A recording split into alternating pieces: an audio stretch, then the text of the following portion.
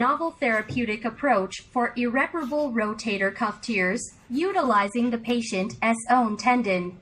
We designed autologous tendons, such as the semitendinosus tendon, fashioned into a bamboo raft configuration to create a graft for irreparable rotator cuff tears. Firstly, a standard posterior portal was established, and then a 30 degrees arthroscope was placed into the subacromial space from the posterior approach to explore the degree of rotator cuff injury and the shape of the acromion. The subacromial debridement and decompression was performed through the lateral channel.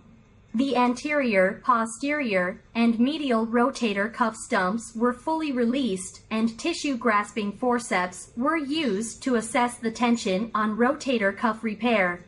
The footprint of the superior glenoid tubercle and the greater tubercle of humerus were prepared.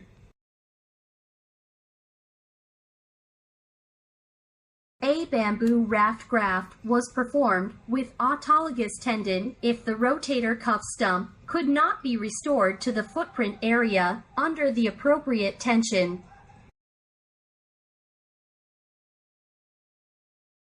The bamboo raft graft width was harvested from the semitendinosus tendon. The autogenous tendon was folded into a patch resembling a bamboo raft.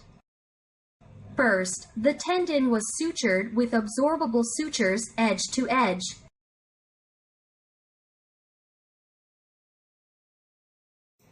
It was securely sutured continuously to maintain its shape. The tendons need to be reinforced, resembling the strength and stability of a bamboo raft. Transverse sutures at the ends and middle of the graft to create the final bamboo raft graft. According to this method, the bamboo raft patch is ready.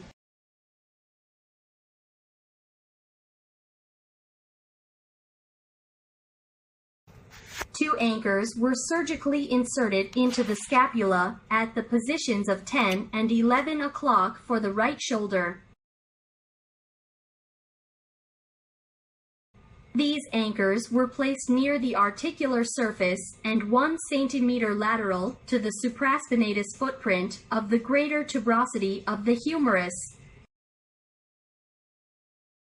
The shoulder joint is positioned with 30 degree to 45 degree abduction, and the graft was delivered into the joint cavity through the lateral approach using the pulley technique, and then the wire of the anchor was knotted to fix the graft in the double row style.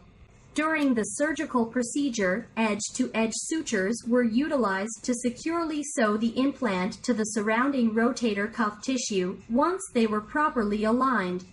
The completeness of graft coverage, absence of rotation or folding. The incision was sutured layer by layer, and the operation was completed.